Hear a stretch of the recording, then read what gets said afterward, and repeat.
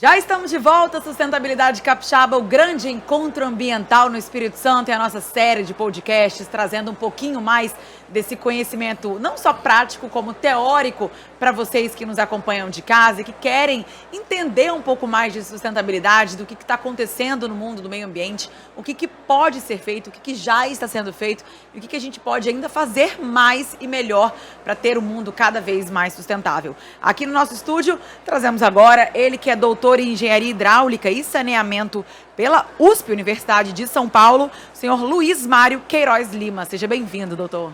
Muito obrigado. E também aqui com a gente, ele que representa a Maia Energy. Falei certo? Marco Paulo Carsalade. Carsalade, tá certo? Marco Paulo Carsalade. E do meu lado, parceiro, Lucas Rezende. Senhores, estamos falando já de sustentabilidade, estamos falando de meio ambiente, dos impactos do que a gente está vivendo hoje. Doutor Luiz Mário, que vai abordar aqui com a gente o assunto gaseificação. Doutor, o que a gente está vivendo hoje e o que a gente já poderia estar vivendo para ter um mundo mais sustentável, já que o senhor já me adiantou dessa proximidade de gaseificação e sustentabilidade? Muito bem. Em primeiro lugar, o que nós fazemos hoje? Hoje nós enterramos o lixo, ou não, nós jogamos a céu aberto. O Brasil tem 20 mil lixões e 400 lixões industriais, isso catalogados. Então a gente está falando de sustentabilidade, mas a gente não fez ainda o dever de casa, né? Essa é a realidade atual, tá? Como isso pode ser mudado através da gaseificação? A gaseificação é a transformação do resíduo em gases. Ele gaseifica o resíduo. Então ele, por exemplo, pega uma borra de petróleo, ele vai quebrar as moléculas, levar para carbono, hidrogênio, oxigênio e nitrogênio. E você coloca isso dentro de uma coluna, de um reator, você pode produzir o syngas. O syngas é a mistura desses compostos, onde o hidrogênio tem a maior parte. É um gás combustível limpo. Quando queima, não gera monóxido de carbono, nem dióxido de carbono, ele queima integralmente. E ainda mais consome o oxigênio, né? Então, a gaseificação ela vai substituir os processos de incineração, de pirólise, de compostagem e, graças a Deus, os aterros sanitários e os lixões. Porque você pode pegar um lixão desse, se você olhar o lixão, imagina agora uma cidade de 500 mil habitantes, jogando lixo durante 50 anos numa área só, aquilo é energia, está ali. O que precisa ter é um processo tecnológico para pegar aquela energia, transformar em uso e ganhar dinheiro com ela, né? Através das empresas. Tem que estar lucro, tem que ter o lucro, senão não vai dar certo, né? Então, a gaseificação vai ser a tecnologia que vai substituir todas essas outras, porque ela não gera resíduo. Como está o cenário hoje no Brasil? No Brasil nós temos 12 unidades operando. É muito pouco. Se comparar com a China, que tem 2.470, nós não temos quase nada. O que aconteceu na China? Embora os Estados Unidos tenha uma campanha contrária e nos mostre uma visão deformada da China, quando nós mandamos um professor, doutor, para Harvard fazer pós-graduação, a China manda 500 pessoas. Quem que vai ter a vantagem no final? Conhecimento é capaz de transformar, de mudar todo o panorama. E o chinês, falam que trabalho escravo, isso tudo é mentira. Isso aconteceu no passado. Mas agora, os chineses vivem muito melhor que a gente. Eles são campeões de tudo. Tudo. Olha pelos esportes. Eu ia citar isso, inclusive. Se você olhar o desempenho dos chineses dentro do mundo esportivo, você vê o desempenho deles na vida, né? Não, olha, na área de comércio, eles dão show. Tanto é que o mundo está assustado com eles. Eles vão dominar, porque investem em conhecimento. Já pensou? O Brasil mandou uma pessoa, que foi até um ex-aluno, para Harvard, com a bolsa. Os caras, chegou lá, tinha 500 chineses. Aí ficou doido. Esse professor, Luiz Mário, o negócio aqui, eu tenho que aprender a falar mandarim. Professor, e por que você acha que o Brasil ainda está engatinhando nesse processo? Porque a gente não enxerga. O Brasil não conhece essa tecnologia, a parte do governo não conhece, as prefeituras, o governo federal. o governo estadual não conhece essa tecnologia e não conhece mais ainda as benesses que essa tecnologia pode trazer, como, por exemplo, a eliminação dos lixões, o tratamento do lixo adequado e a geração de receita, geração de energia. Cada cidade pode ser um foco gerador de energia. Em vez de ter só lixo, só poluição. Vou colocar o Marco nessa conversa. Até financeiramente falando, o custo dessa operação é menor? Muito menor, entendeu? A gente não tem só energia, a gente tem várias coisas que pode ser. A gente faz madeira, pode ser feito também, faz combustível, um diesel puro. A gente faz várias coisas que pode se desenvolver com lixo. Ou seja, o lixo hoje é luxo, né? A gente está só desperdiçando ele. E a gente precisa de ver um jeito certo de colocar isso com tecnologia e colocar isso para melhorar o planeta, que a gente tem que olhar isso também, que no futuro não é só a gente que vai ter, vai ser lixo mais do que o planeta. Já pensou? Como que o planeta vai ter lixo se não tiver dando uma destinação correta? Então isso que a gente tem que tentando fazer aqui. E fazer uns estudos bons para a gente conseguir fazer bem o desenvolvimento do lixo.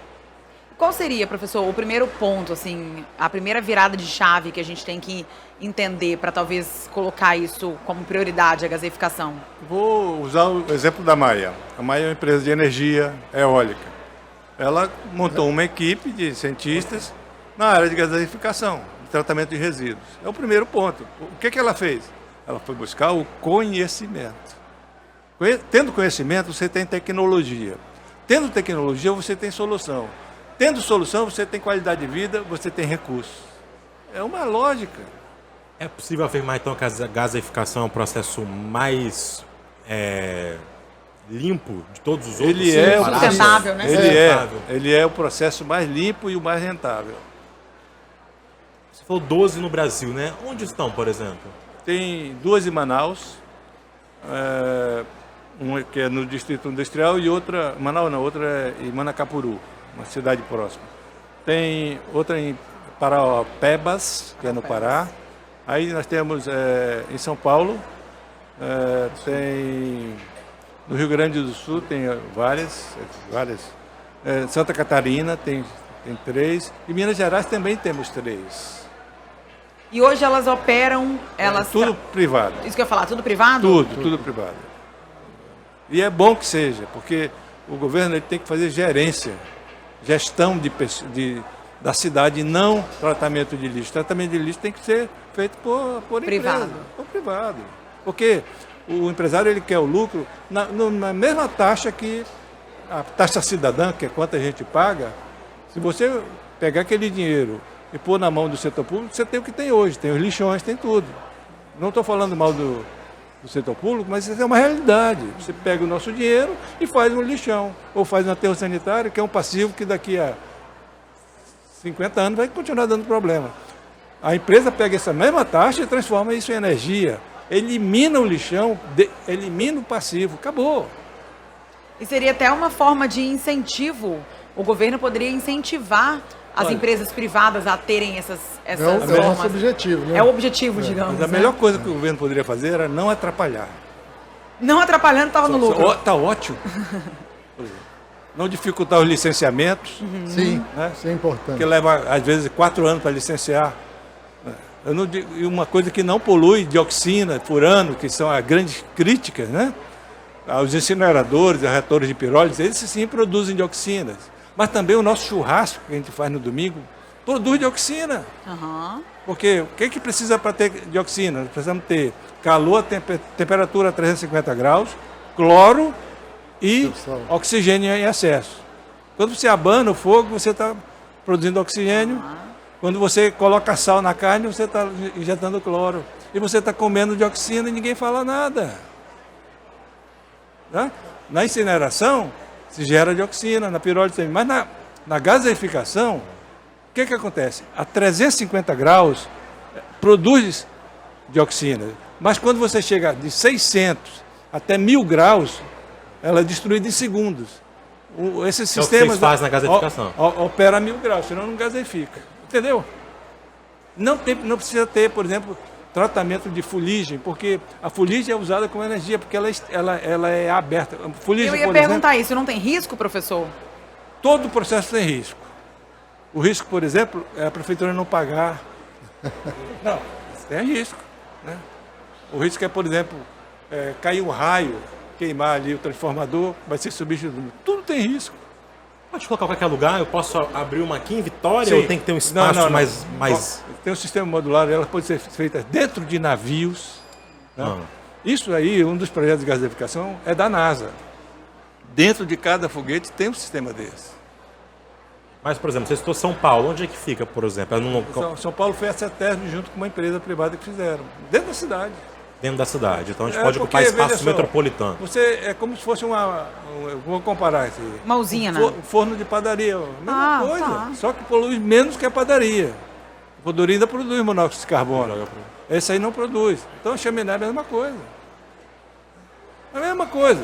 Então padaria, eu teria que fazer uma padaria longe por causa da poluição atmosférica? Sim, deveria, mas não faz. Não faz, velho.